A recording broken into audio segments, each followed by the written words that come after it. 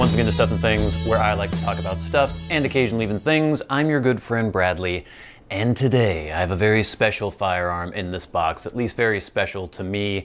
If you watch my Sunday Smoke series, you know that a couple weeks ago I mentioned that I had a new firearm that I was very happy about and I wanted to show it to you on the channel.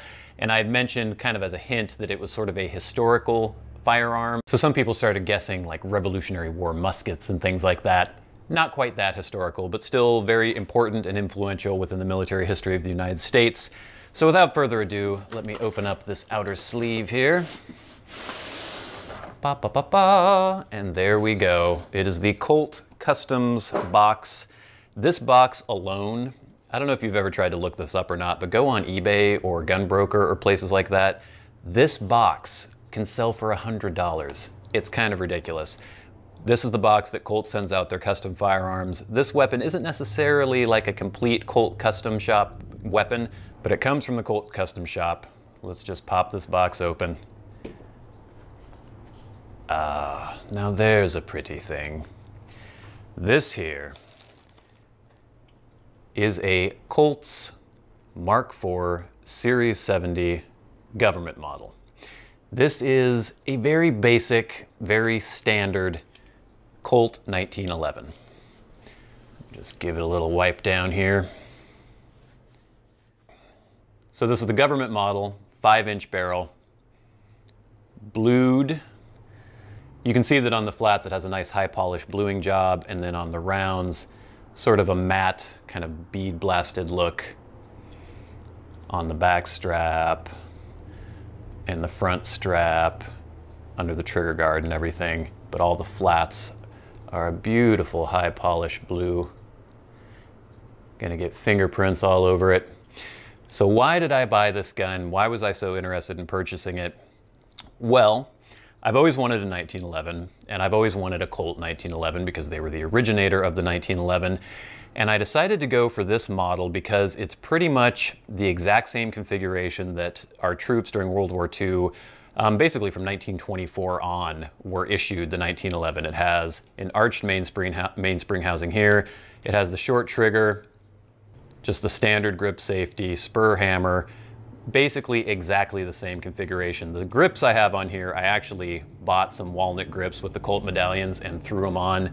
It actually came with these very attractive rosewood grips, the double diamond pattern. Let me just show you these stocks real quick. Very attractive, nicely grained, perfectly serviceable, but you know, the old Series 70s that were made in the 70s usually came with the walnut grips with the Colt medallions, so I thought I'd throw a pair on there. Let's go over some of the specs on this gun. It MSRPs for around $899, which is quite a bit lower than they used to be. They've been reissuing these Series 70s guns for a while now, but they were originally probably over $1,000 you'd be able to find them. They've lowered the price a bit, and if you pay around $800, you're doing pretty well. I got this for a pretty good price. It was new in box. The barrel length on this, like I said, is a 5-inch, 45 caliber. It came with 2 7-round magazines. Blued Colt magazines. Actually has, if you can see that in the light, probably not. Colt 45 Auto has a little prancing pony on there, so some people would even just put these aside and not use them. You can see I've already scraped it up a little bit, but I don't mind. I'm going to use the magazines that came with it. 2 7-rounders. Everything on this gun is steel. It's a carbon steel receiver, carbon steel slide, blued everywhere. The sights on this are high profile. They're not 3-dot, but compared to the GI 1911s, they're quite a bit higher, a little bit more visible. I don't know if you've ever seen the GI guns, but the sights are just tiny. They're almost non-existent. So these are a little better. Still not quite, you know, target sights. If you see the Series 70 Gold Cup National Match have adjustable target sights and things like that. These are still pretty basic, but you know, you can see them. Spur hammer, like so. You can see the spur hammer, it's blued on the top and the bottom, but then it's just like a polished stainless steel on the side, if I can speak. The trigger is short. Now that's something that I'm not necessarily a huge fan of, but I wanted this configuration for the gun. I wanted the very kind of stock GI configuration. So even though I'm sort of long-fingered, I don't mind having, of course the gun is safe, I don't mind having the short trigger reach. If it were up to me, I would probably have one of the longer triggers, but I do really like the arched mainspring housing. That's something that I did want. I know a lot of people prefer the straight mainspring housing, but I like the arched. It's actually very similar in grip angle to everyone's favorite Glock 19. Some people hate this grip angle. I find it insanely natural, insanely pointable.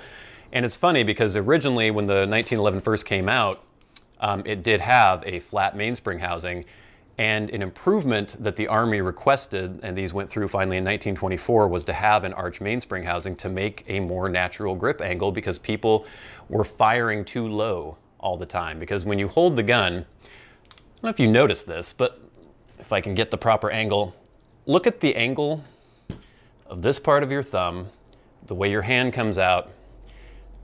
If you follow the slide along the top of your hand, it's very natural to have this grip angle.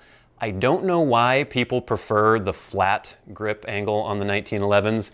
I don't know why people dislike the Glock grip angle. To me, it is the most ergonomic, most easily naturally pointable grip angle that is out there.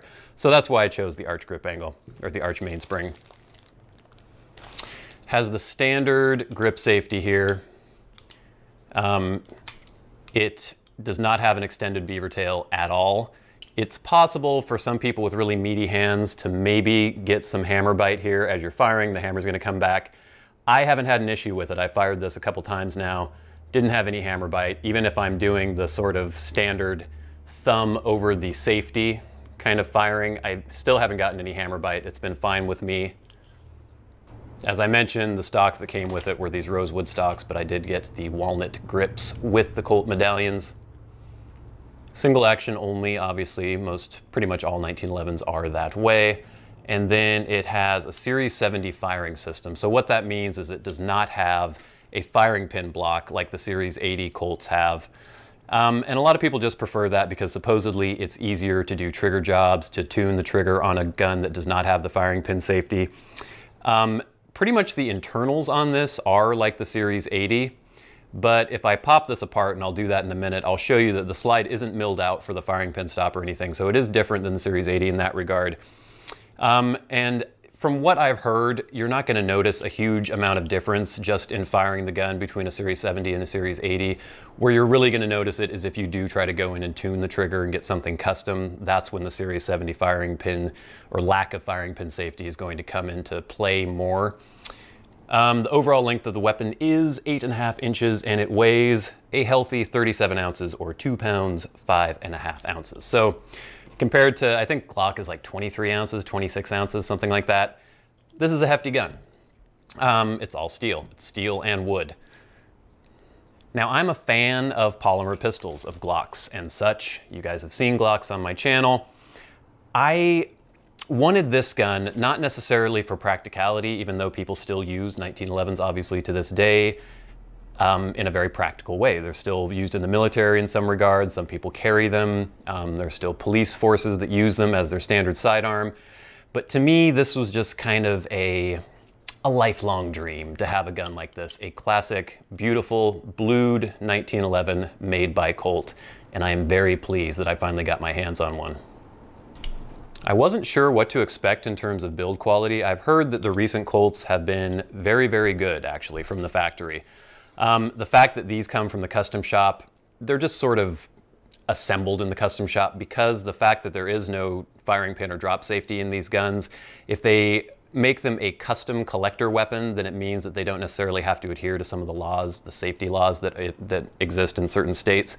So I think that's kind of why they come through the custom shop, but maybe they've been gone over a little bit. This is a really tight weapon. It doesn't shake, it doesn't rattle. The slide to frame fit is really tight. It's really, really nice in the build quality. I was actually really impressed just going over this weapon.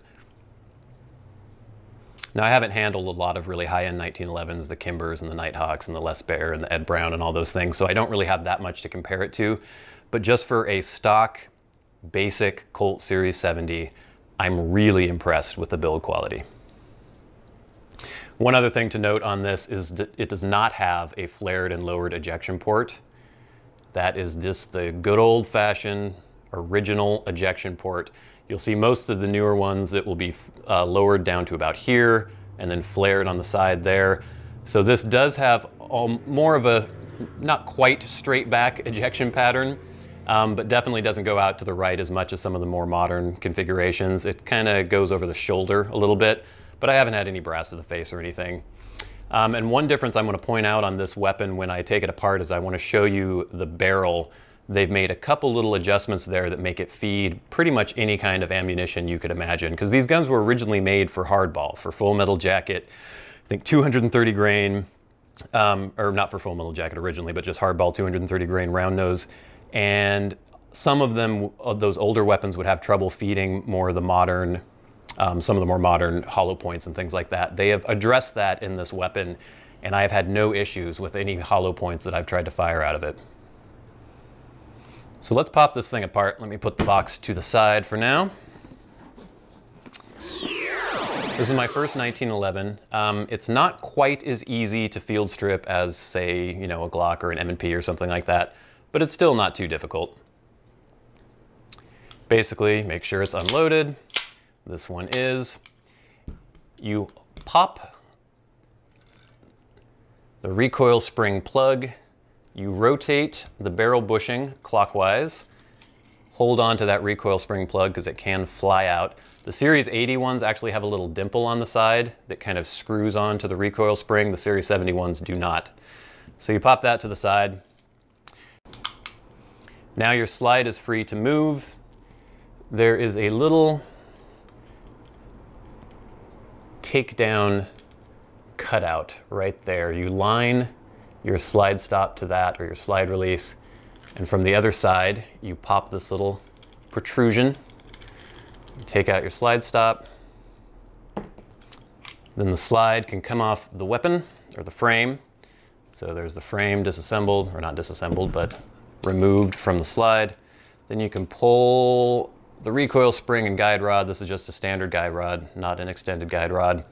And you can see it has these little legs that rest on the barrel, so you know which direction that goes.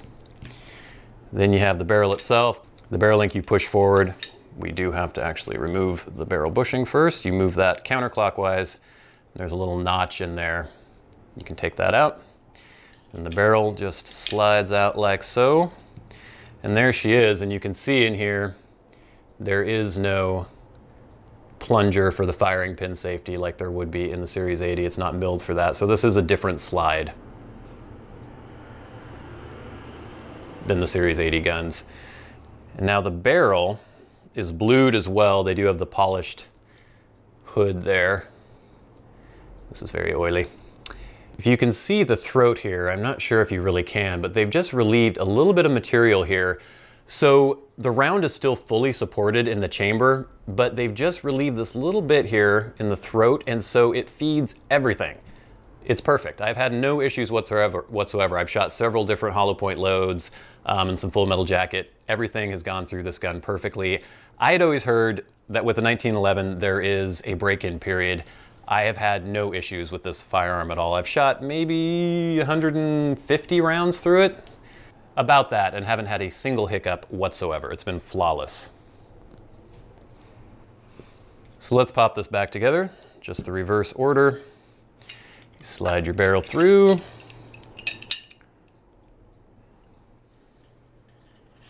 Recoil spring.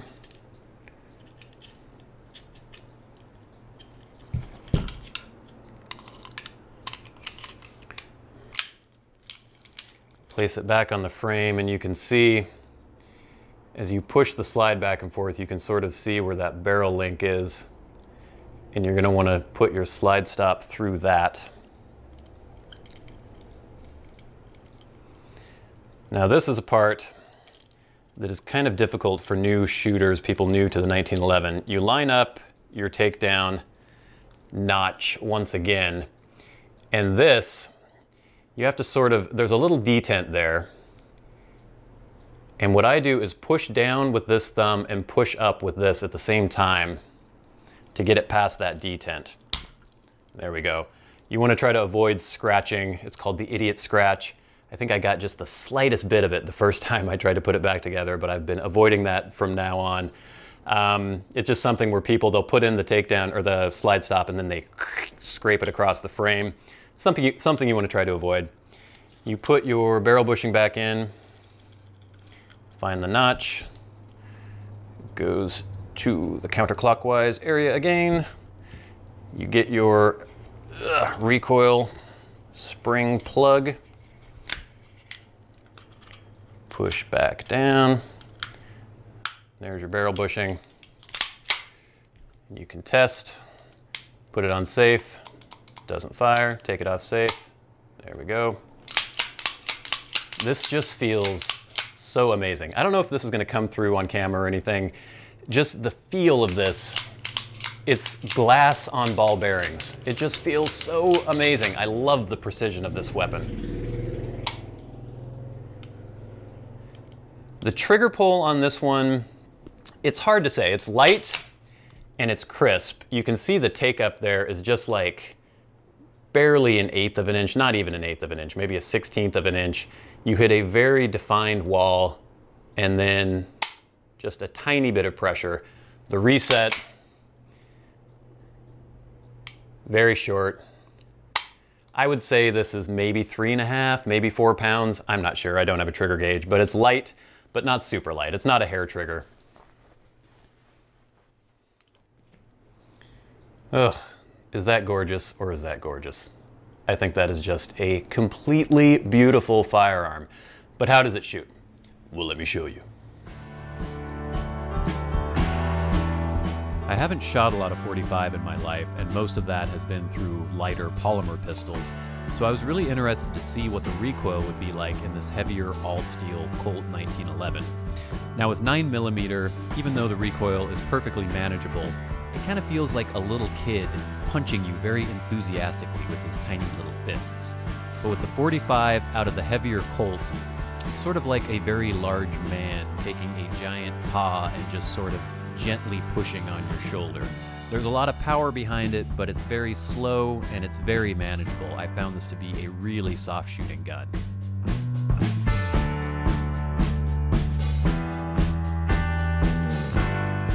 Now what about the trigger?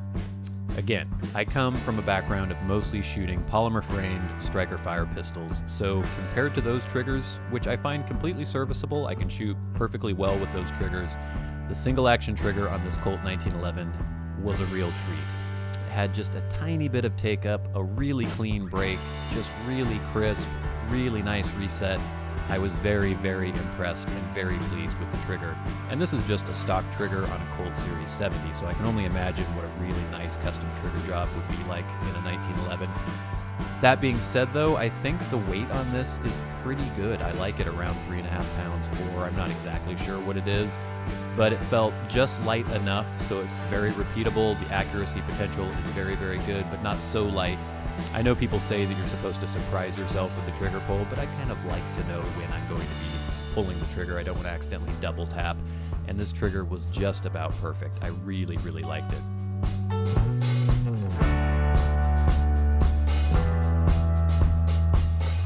One other thing I wanted to point out as we're watching me just dump mags here. The original Series 70 that came out in 1970, the thing that differentiated those guns from Colt's previous 1911s was the fact that it had a new barrel bushing. It was called the Colt bushing or finger bushing. It had these little tabs, little fingers on the barrel bushing that would actually grip the barrel, and it was supposed to help with accuracy. Unfortunately, some of those would break occasionally and then they would jam the weapon. So they went away from that Colt bushing, the finger bushing, and eventually just went back to a solid barrel bushing. So now with this reissue Series 70, the barrel bushing is a solid barrel bushing, the same kind that they have in the Series 80. So Colt is now using the Series 70 and Series 80 designations to sort of differentiate between guns that do have the firing pin safety and those that don't. So the Series 70 is basically the same as a Series 80, but it doesn't have the firing pin safety. The Series 80 does. The Series 70 does not have that old style finger bushing that they had on the original Series 70 guns. In terms of reliability, so far the Colt Series 70 has been completely reliable. I haven't had a single hiccup in the 150 or so rounds that I put through this gun. After this initial trip to the range, I did go back later. I did some semi-wad cutters, did some full hollow points, didn't have a single issue whatsoever. So no break-in period has been required so far. I guess after about 400 or 500 rounds, we'll see for sure whether or not the gun is actually broken in. But so far, so good. Not a single failure to feed, failure to eject, no problems whatsoever. Just all in all, a really, really nice gun. I really, really have enjoyed shooting this so far.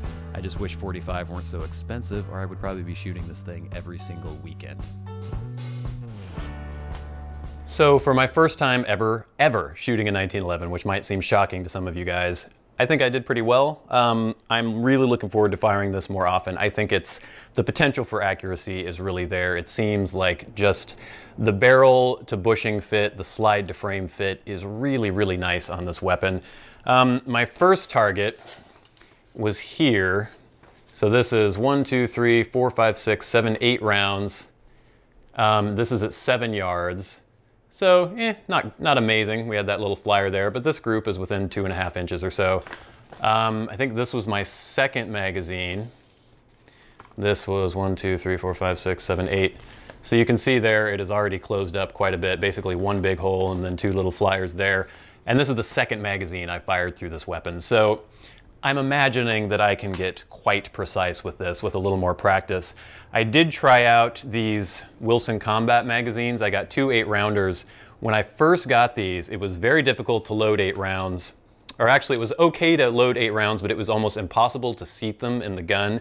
You just had to slam them in there as hard as you could. But once the springs broke in a little bit, I haven't had an issue. They worked fine. And then I also was firing the 7-round magazines, the factory ones that came from Colt. No issues with those either. So the Colt Mark IV Series 70 government model. A firearm I've wanted for a very, very, very long time. I can't tell you how pleased I am with it so far. She shoots like a dream. She looks beautiful. I absolutely love her. The feel of this weapon in your hand. I don't know if I've ever felt a handgun that just feels better in the hand than this weapon. I love shooting my Glocks. I love shooting other polymer guns. I think in terms of practicality, they are probably more practical than this weapon, but my God, you gotta have a 1911. Ugh, it's like glass. Absolutely lovely. If you haven't fired a 1911, if you haven't owned a 1911, you owe it yourself to pick one up and try it out. There's a reason that this weapon has been as popular as it has for 105 years. Reason why this was our military's standard sidearm for 75 years. Longest serving sidearm in the history of the US military and still used by some units to this day. And if you're gonna get a 1911, you might as well get the original. Pick yourself up a Colt. The quality is great these days with CNC machining and things like that. Forged parts. They don't use a lot of MIM parts at all. I don't think they use any in this series. I'm sure I'm wrong on that. Someone will correct me, but I am really impressed with the quality and the price is not bad at all. And this is a great base. If you do want to customize in the future, I would say the Series 70 government model is a great base for customization. It's pretty reasonably priced. You're going to get a really, really well-made gun, and then you can customize to your heart's content. So there you go, Colt Mark IV Series 70 government model 45 automatic caliber. I love this weapon. I'm so glad I picked it up, and I can't wait to shoot it more in the future. Thank you guys so much for watching. I've been your good friend Bradley. You have been the audience. This has been Stuff and Things. I'll see you later.